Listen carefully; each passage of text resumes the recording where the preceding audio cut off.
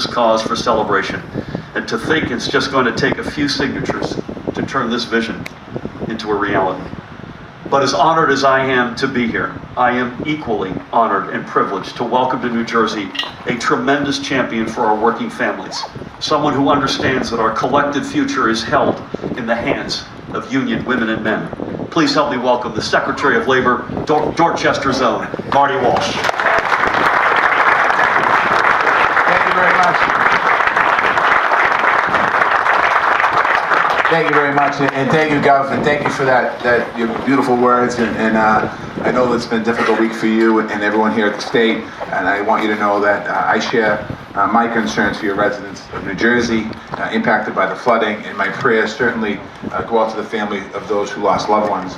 I know that President Biden was here to commit the administration's support in the relief efforts last week on the ground, actually this week, on the grounds of those hardest hit.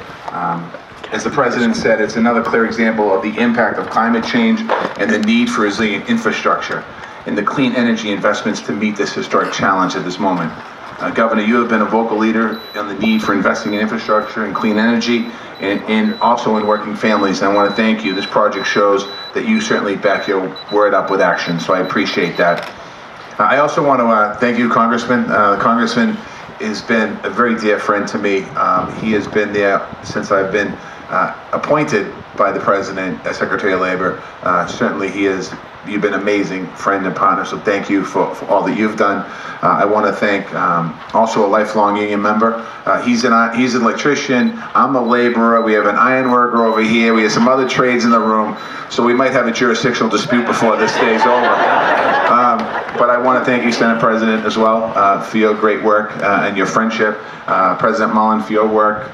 The Treasurer, the mayors, Speaker of the House. I spent 16 years in Massachusetts House of Representatives. Bobby DeLeo is a good friend. Ron Mariano is a good friend. I serve with them both, so thank you, Mr. Speaker. To everyone here today, the construction, the building trade leaders, any rank and file that's here, thank you for your work as well. To all the different trades that are here, the companies, everyone. If I started going on, I'd be here for 3 days, and the rain's coming, so I'll stop talking there. But it is important when you think about today. Today is a public-private sector relationship, and that's how we're going to move our country forward. That's how we're going to move clean energy forward. That's how we're going to continue to move everything forward here in the public-private partnerships, including labor in that conversation and at the table. So thank you all. It's exciting to be here.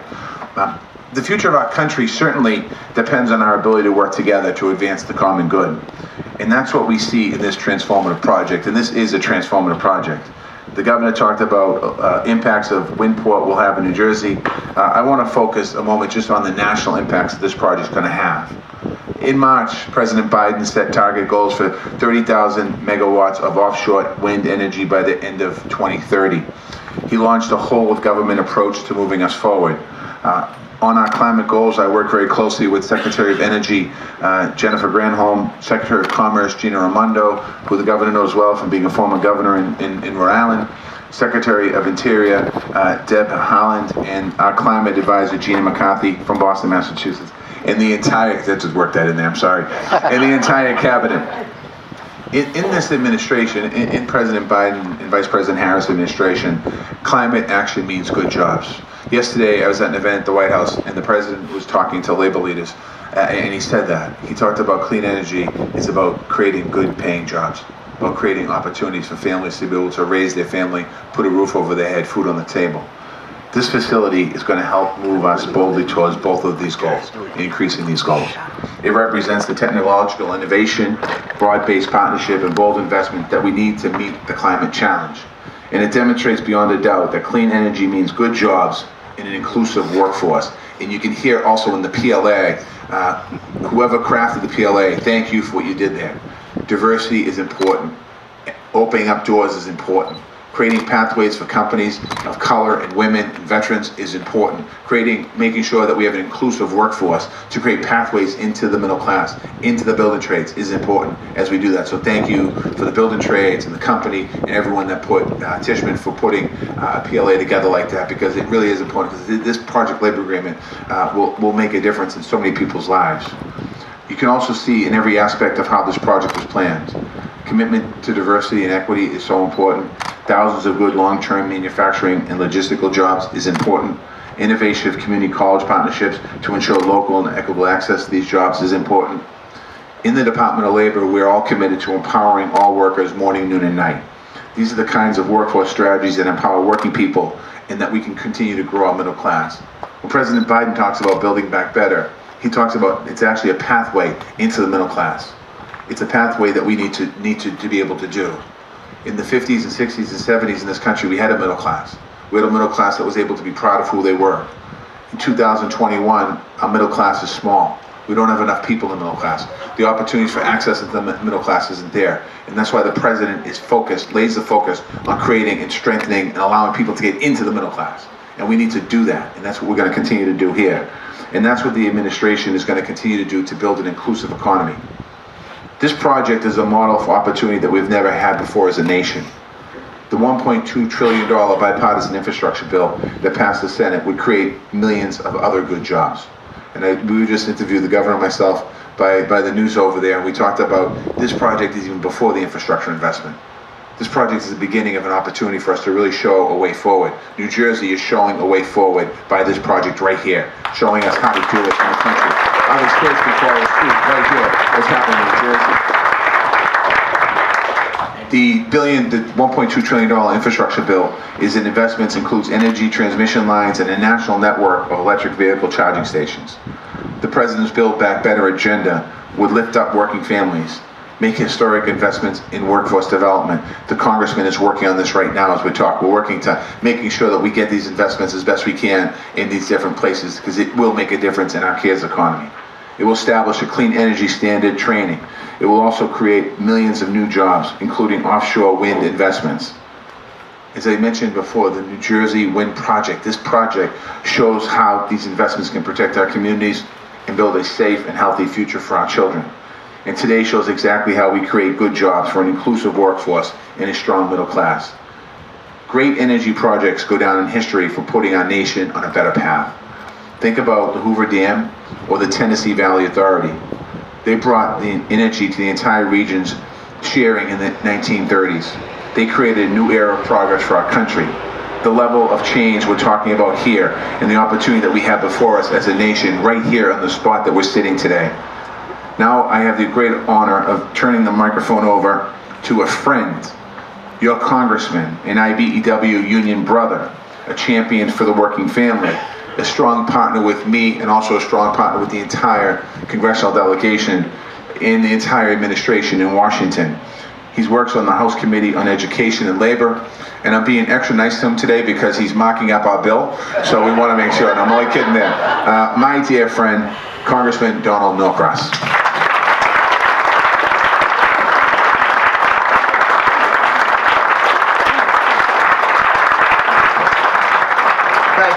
In science, space, and technology, marking up a bill to $46 billion, and at noon, $761 billion, which is going to include all the things that you just heard about. Governor, this is a really exciting day, but one of the reasons we're here is because what we went through last week with that horrible storm. Those who died, the tornadoes in South Jersey, certainly the floods in North Jersey. It's real. It's not a theory. Climate change is not coming. It is here. And somebody who's been talking about it literally for a decade on how we can address it is my good friend, my high school buddy, my building trades guy. He was my Senate president, Steve Sweeney, and the 3rd District, Tal Farrow, and John Burzichelli. You've been doing this since day one. And when we talk about PLAs, the Project Labor Agreement, Billy was there, Steve was there, I was there. We negotiated the first one in the state of New Jersey with the school construction. Has set the model for inclusion. It's not about a job, it's about a career. And that's what we're going to be doing right as I leave here, is to put money for those training for a career behind us, for registered apprenticeship programs, and how important that is. It puts Steve as Senate President. It has literally given opportunity for those who never thought they had a chance. You know, the narrative we hear so often is, in order to make it in America, you have to go to college. Well, that's true for a lot of people. But you know what? We need the carpenters. We need the electricians. We need all of them. There's lots of ways to make it in this country, and they don't all go through that traditional 4-year. But what we are going to do is a 2+2. Preschool, 2 years. College, 2 years, community college. So we're going to get you a little money back for what you're already spending there, Governor. Absolutely. You know, I had the absolute honor of serving in education and labor, where pensions we worked on, because you hear a lot about union jobs, and why is that important? Good wages, good benefits, it means your health is taken care of, and a secure retirement that we fixed at the beginning of this year. Joe Egan's been working on this for so many years. That nest egg at the end of a career, for all those times are put, is just so important. So we're going to literally leave here and vote on $761 million. That's going to give child care. Because you know what? I was a single dad. If you don't have child care, you're not going to the job. This is a job enhancement, and we're going to do that. So, the wind point, and I got to say thank you to Ralph LaRosa. Every time we have a storm, there's something called mutual aid, where all the utility workers, primarily linemen, go to where the problem is. Well, they headed down south, and Ida didn't pay attention. Came right back at us. One of the most dangerous jobs in the world. We lost 2 linemen in this storm. But that's how important it is. They come together, because when TVA got built, electricity was new. We can't imagine not having electricity today. So you need a grid that is safe, that is reliable, that is clean and green, and that's affordable. And that's what we're seeing done here today.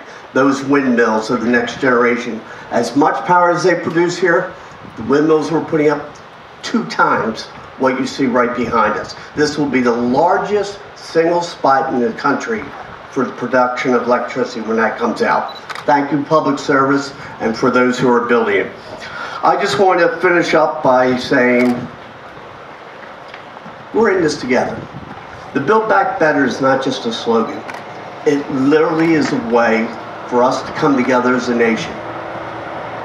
You know, that sounds like we've had a little bit of a problem, and we have. The fights that we're having, we can disagree. That's what a democracy is about. But at the end of the day, we're all in this together. We don't need to have more funerals from another storm. We have the way to fix this, and that's what we're doing here today. So Steve, the governor, all those who invested, and by the way, it's great to see people from such a diverse group. It is really an incredible time. As I said on Labor Day, labor saved this country over the last 18 months. But this project is going to help save the planet. Thank you very much. Your words and your actions, and Marty, it's great to have you. By the way, we have both you and Gina here in the same week, so that's going to set a record. But thank you, guys. I believe Tim and Ralph have signed the lease. Eric actually signed it on behalf of PSE&G, so thank you for that. It's a 78-year lease, and the only request I had of Tim is I want to make sure all of us are here at the renewal when that comes out. This has been a project that Steve Sweeney has been chipping away at for a long, long time.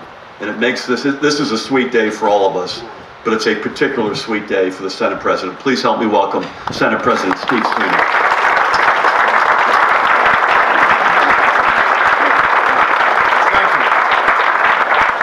First, it's like pinch me, you know? I remember John Burzichelli and myself, Doug Fisher, and now Adam at the time. We started talking about building ports, right? And they said, for what? I said, ports are great. We didn't know what we were going to do with them, but we said, ports are great. We want to build ports. And we started focusing on offshore wind, thinking, you know, any climate change denier needs to take their heads out of their rear end. I said this before.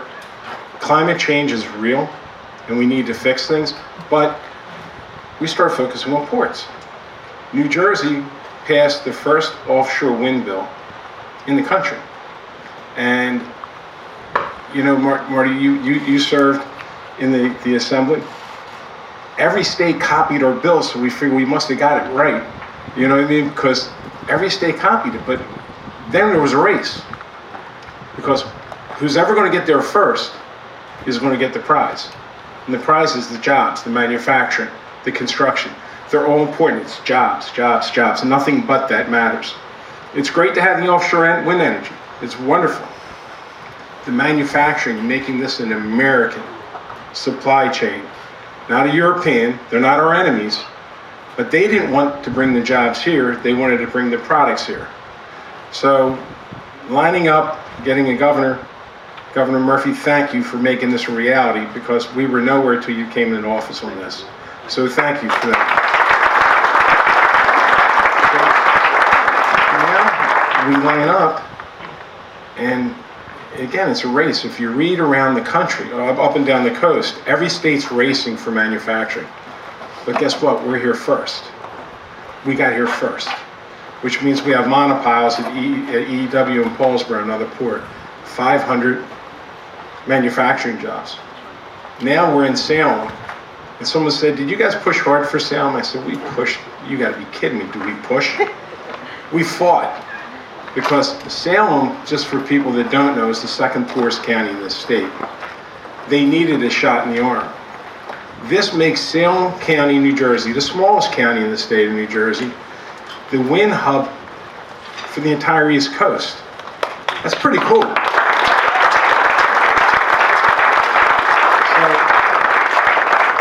You know, it's about jobs. You know, we recently did a bill that you signed, Governor, built by American. It's all about jobs. Mr. Secretary, this is what the president is talking about. We're doing it. We're the first. Others are trying to catch us, but none of this could have happened unless our governor didn't step up the way he did. And you know, this is just the beginning. This is just the beginning. We need to do more. Like, as a construction person, we used to be scared to death of different types of projects, of energy. They're taking our jobs. Now we're just shifting. We're moving over to clean energy, which is a good thing. Because I've lived in southern New Jersey my whole life.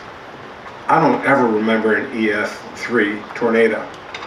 I never remember the damage that has been done throughout South Jersey. Donald's a little bit older than I, but we went to school together. I think he got left back one year. You got left back. But really, Don, you know, we never saw anything like this, ever. So this is actually a very good thing. And for myself, John, and Adam, the 3rd legislative district, which we happen to serve in, actually now is the wind hub district for the East Coast. And I got to thank the Speaker, because he's been my partner, and we couldn't have done it without you, Speaker. So thank you for the support. This is a huge day.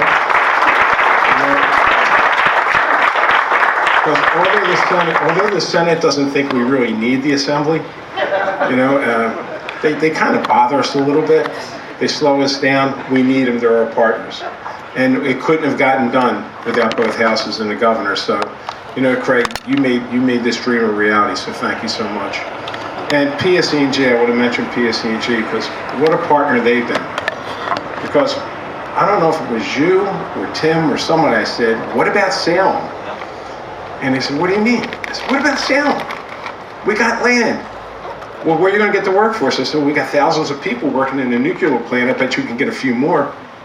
So again, this is really a sweet moment for us. Ralph, for everything PSE&G does for the state, it's greatly appreciated. Tim, thank you for the job you're doing. I was a little rough on Tim in the beginning, but I was proven wrong, and I appreciate that. And when you're wrong, you admit you're wrong. But Governor, this is a huge day for us. Again, it's a dream come true that Little Salem County is now the wind capital of the East Coast of the United States. So thank you all. Thank you very much.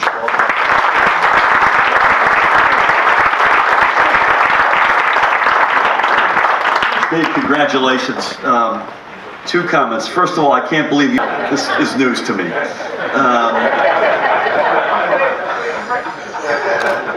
I don't know what happened to you in that early. Secondly, a serious point. What makes this so ideal? Tim and I were having this conversation earlier today.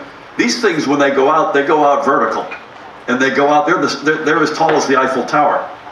And one of the great attributes is we're outside of any bridges right here. So these things are going to be going out, and I think they're going to be going out not just offshore New Jersey, but up and down the East Coast. So Steve, well done and congratulations.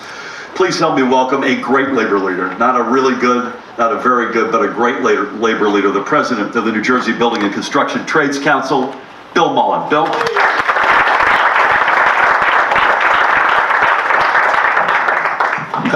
Thank you, Governor. Any building trades people here? There's a few. There was enough said, and I think everybody knows what this is about. I'd just like to say on behalf of the 150,000 members of the building trades here in New Jersey, we commend everyone for their efforts in putting this together, Governor. So thank you. You know, today, New Jersey, as has been said, is going to become the leader in offshore wind energy. It'll provide, as the governor said, a win-win situation. It'll provide jobs, not only in the construction industry that we're interested in as the building trades, but in manufacturing, operational jobs here at the port. It'll help New Jersey's economy grow. That's for sure that we need it if we're going to maintain all the programs and everything else that everybody wants. And the economy has to grow, attract business, and keep business here. I would like to just reiterate what the governor said about my dear friend and the Senate President Steve Sweeney, Adam Telefaro, John Burzichelli from the 3rd District. Without their efforts, this would not happen. It would not happen. And I go around the state, and for the people that live in the 3rd Legislative District, there's no stronger 3 people representing you here in the 3rd District and in New Jersey. So thank you very much.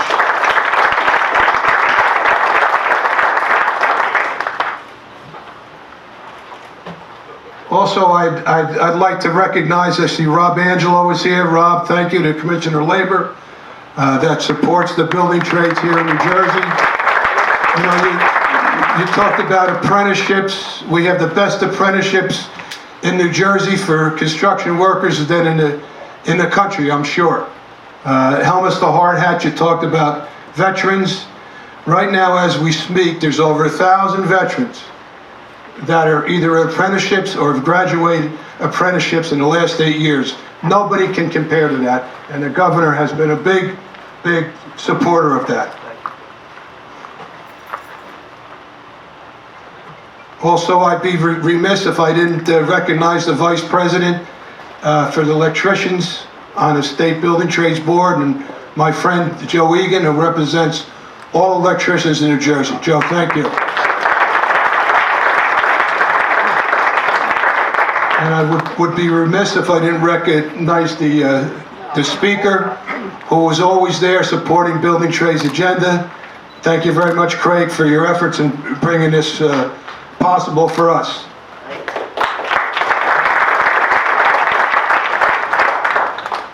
You know, I know the governor said it, but it should provide 15,000 or 1,500 good paying jobs here. And that's what we need. We need good paying jobs. There's enough low-income jobs, like we said, to bring up the middle class. And this is a project that will do that. And I also saw, and I got these numbers from AJ Sabbath, who's our guy. I think you know him. If they're wrong, we can give him some crap over. But it's going to generate $500 million a year, yearly, for next decades to come, and that's a lot of money. And I'd like to welcome the Secretary of Labor, Marty Walsh. Our 150,000 members, we've talked about it, and in groups. Marty was the president of Building Trades in Boston before he became the mayor. It's nice, and I'll say this as a private sector unions who live in a competitive world, very, very competitive world. And that's what makes us strong and makes us stay together. And it's really nice, Commissioner, to have somebody who understands private sector unions and what we go through every day. So thank you very much. I think we all know, the future is here in wind energy. The climate changes are happening.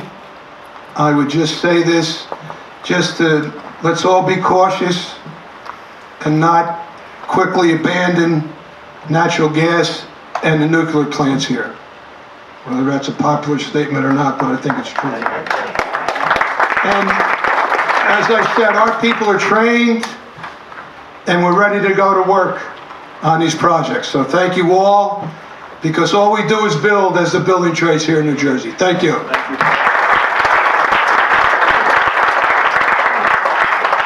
Bill, thank you for your leadership, for your words, and for being there for working men and women and their families day in and day out.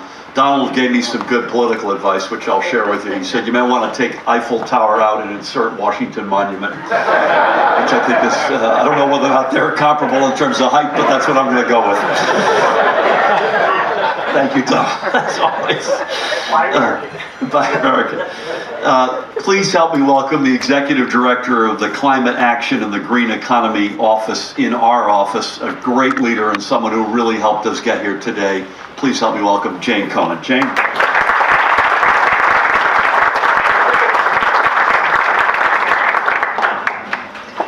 Thank you, Governor, for all your leadership and vision. This has been such a journey to get here, but here we are today, and it's a very exciting moment, so thank you. And thank you, Secretary Walsh, for being here with us to celebrate this. I want to thank President Fioraliso from the BPU and his staff for everything they did to get us here, and also DOT Commissioner, I know she's not here today, but in absentia, her and her staff for their support. And I want to give a very special shout out to the Economic Development Authority, Tim Sullivan, also Brian Sabina, Julia Cortree, Jonathan Kennedy, Gabe Chacon, and Betty Renard. Their work day in and day out really helped us get here. So thank you. And keep those sleeves rolled up, guys, because we've got a lot of work to do. Last year, I faced the uniquely challenging experience of having to explain to a class of 25 kindergartners over Zoom where electricity comes from. They had a lot of guesses. Mars, wall sockets, marshmallows, power plants. Some of their guesses were closer than others. But the reality is, we're shaping the answer to that question right now as we usher offshore wind into the United States. And as this summer has shown, yet again, between wildfires, drought, record rainfall, and of course, the devastation that Hurricane Ida brought to our state just last week, we don't have any time to spare. People ask me, in the face of all of this devastating climate news, what brings me hope? And today, the answer truly is this groundbreaking of the New Jersey Report. Through the vision and leadership of Governor Murphy, this administration has taken a whole of government approach, engaging all of our key agencies, BPU, EDA, DEP, DOT, DOL, Treasury, Higher Ed, and together with the Senate President, the Speaker, our union partners, and stakeholders, we are making a profound and transformational change to our energy future.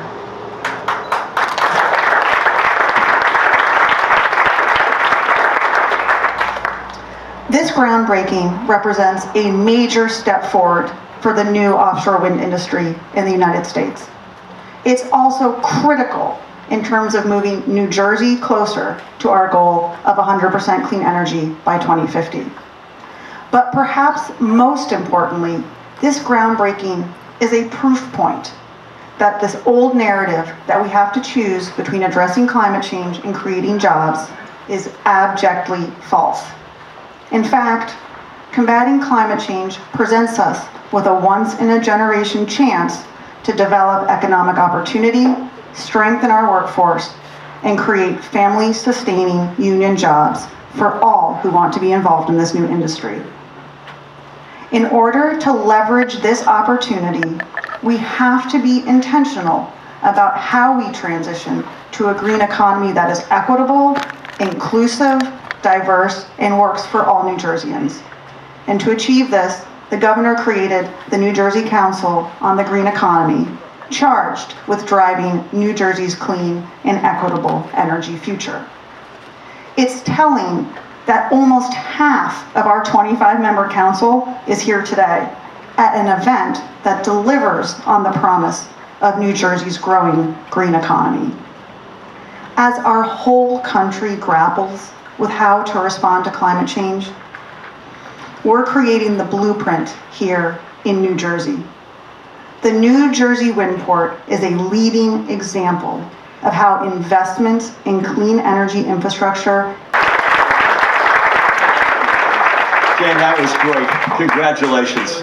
I mentioned earlier that the PSE&G and the EDA had signed a 70-year lease, and Jane mentioned Joe Fioralisa was here. It's good to have Joe back because he was there at the signing of the last 78-year lease. So, Joe, it's good to have you. Listen, Speaker, Chairman, with your blessing, a point of personal privilege, Steve, you and I have both mentioned John Burzichelli and Adam Talaferro, your partners in the third. If it would be okay with everybody, I would love to ask John and or Adam to come up just for a real brief word, just to make sure everybody knows who these guys are. They see them and they recognize that they've been on this journey as long as anybody else. Billy, you mentioned it as well. Come on, guys. Just real quick.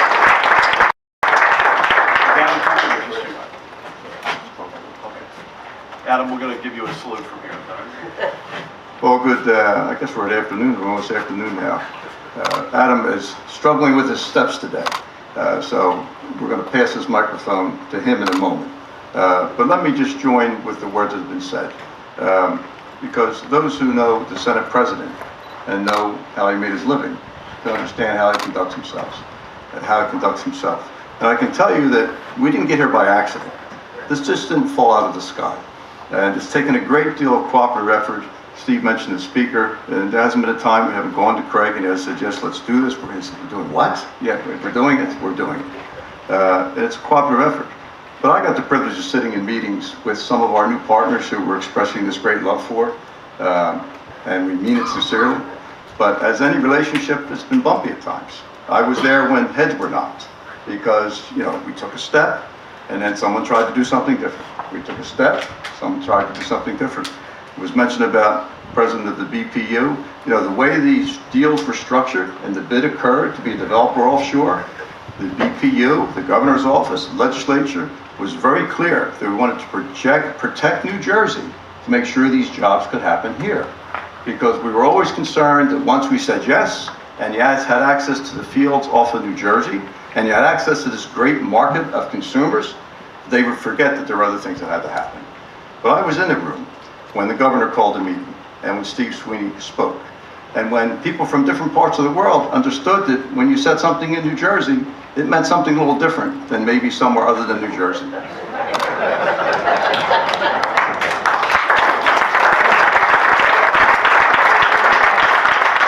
And when people speak about vision, there are pieces here. Because you see the reactors behind us, actually see the cooling tower, but you see the reactors behind us. The governor, the legislator stepped up to protect the nuclear industry, which we need as a bridge to get where we're going. Because in Pennsylvania, they walked away 3 Mile Island shut down. But the case was made to the people in New Jersey that nuclear was important. So the rates were adjusted.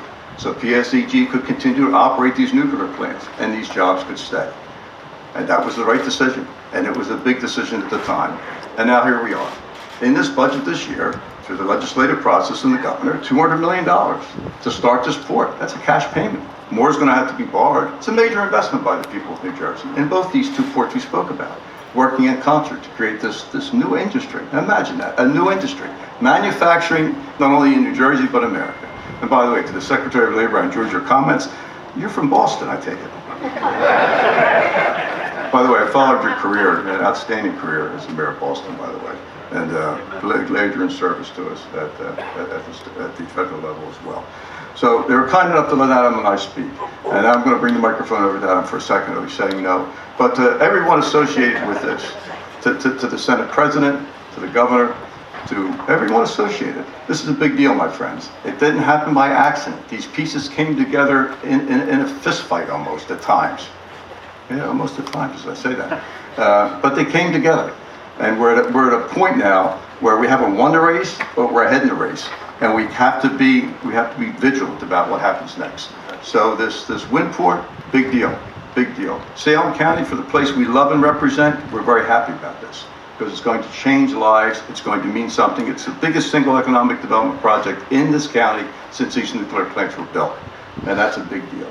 And in fact, there's going to be inclusion. All that stuff matters. So, Governor, thank you for shoehorning Adam and I in, and it feels greatly. And to the Senate President. Steve, we've been at this a long time, and I've always said to people that I have 3 other brothers, but I've never had a better friend than you. And I watched you extend yourself in this debate of how this deal would get structured from day one. And you have always stood up for not only the state, but for the people here in Salem County, the people of the 3rd Legislative District. And some of those meetings were uncomfortable. And some of the words that were exchanged did not have more than 4 letters. But they were effective, and that was a language that broke down international barriers. And we stand here today to break this ground.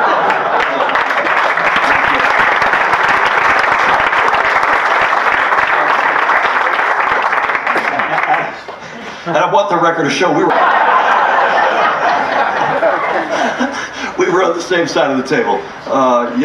There are some universal words that resonate around the world. So John, thank you for that. And Adam, I know you're not speaking, but you've been here every step of the way. To you and John and Steve, to each of our extraordinary, let's hear it one more time, Secretary of Labor, Walsh,